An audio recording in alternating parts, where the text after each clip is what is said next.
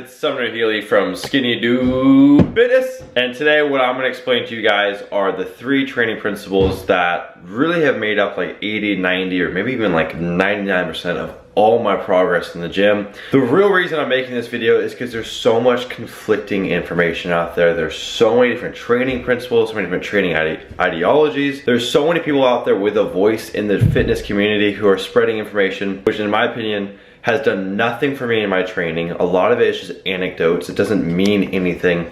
So what I'm gonna do is explain to you guys the 3 training principles that have given me my results and that can get you results in the gym, and you can cut out all the bullshit.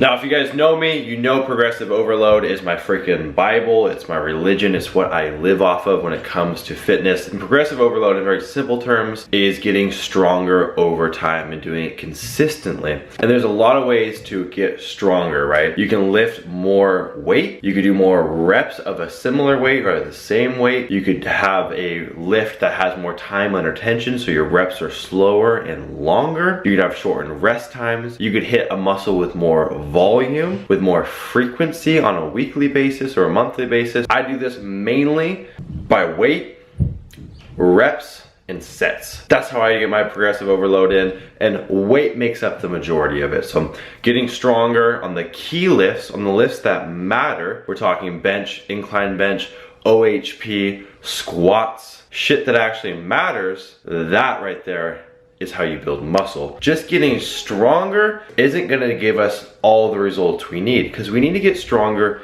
intelligently, right? What do I mean by this? Well, this brings me to my second point.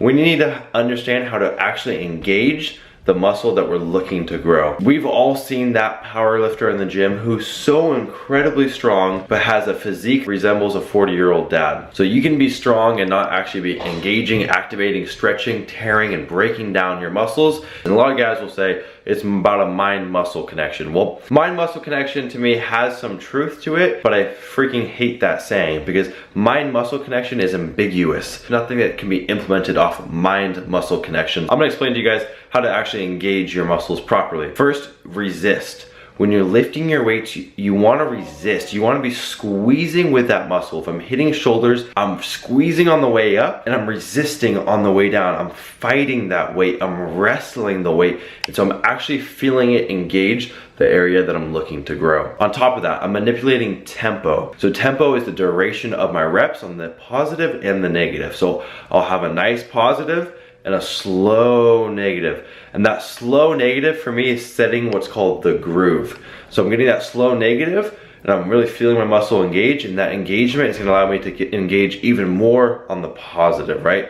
Because a lot of times, let's say you're doing a shoulder press, you could be pushing with all sorts of muscles. You could be using your triceps, traps, rhomboids. You could be throwing in so many muscles to the picture, but if you're not actually solely engaging or mainly engaging your shoulders, it's important that you're setting the tone by manipulating the tempo of the rep. Third, diet and understanding what your body requires. Look guys, we all have different macro breakdowns to a certain extent. Some people work really well on high fat diets. Some people like me work really well on high carb diets. For whatever reason, I can put down carbs for days and it seems to have very little effect on my body. In fact, I feel great on high carb diets. A lot of people don't feel good on high carb diets. They get bloated, they start holding on to water. You can see it in their stomach, they don't look good. And so for one, you gotta figure out the macros that work for you. And then from there, you also have to understand the calories that work for your body, right? Some people are gonna work really well on 2,500 calories. That might be a slight deficit for them.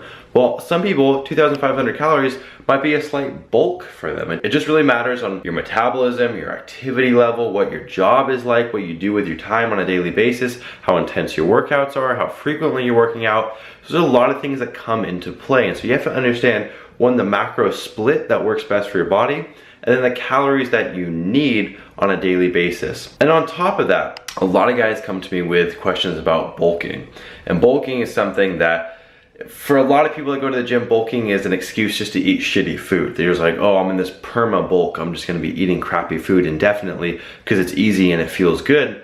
and they're gonna tell themselves, I'm growing more muscle. The more I eat, the more I grow. Well, here's the thing, kiddo. There's only so much muscle your body can build. As a natural lifter, there is a cap on how much you can build. And for some people, it might be a pound a month. That's the upper echelon. For a lot of guys that have been in the game for a while, it might be a quarter of a pound a month or half a pound a month. That's if you're on the ball. You're progressing, you're eating correctly. So those are amazing results. So the issue is, it doesn't matter how many calories you're throwing at yourself. At a certain point, it's diminishing returns and you're just gonna be stacking on fat. And here's a weird phenomenon that a lot of guys that are new to lifting don't understand. You actually look bigger when you're leaner. And so a lot of times when I'm at my leanest and I'm like, 165 pounds, guys will think I'm in the 180s. Guys think I'm way bigger than I actually am because you can see my muscle. There's so much clarity and crispness and my muscles are sharp, and it gives this illusion of being way bigger than you actually are. And so one of the best things that I recommend to my clients is just trim down. If you've been in the game and you've been doing a bulk for 2, 3, 4 years,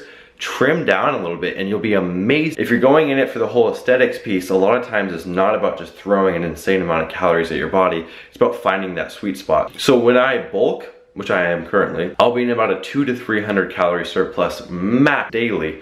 On my big training days, I might be in a little bit more. If I have a day where I'm doing a lot of activity, I'm doing a lot of walking, a lot of hiking, a lot of running, then I'll up it. So it's not static, it adjusts with my daily activity. You wanna find that sweet spot of muscle gain with minimal fat loss, right? So what I recommend to you if you're just getting in the game, you wanna go on a bulk, you wanna start building some muscle, do it with some intelligence. Do it with moderation. Figure out what your body works best on, how many calories you need, and what the macros are that your body works best on, and what that ratio looks like. So if you guys need help with any of this, you need help with your training, with your diet, message me. I'm here to help, guys. And I hope you guys got some value from this. Be sure to subscribe if you like these videos. If you're ready to get in phenomenal shape, send me a message. Let's get in touch. And I will see you guys in the next video. Till then, keep on making gains, keep on loving life, and keep on being a badass motherfucker.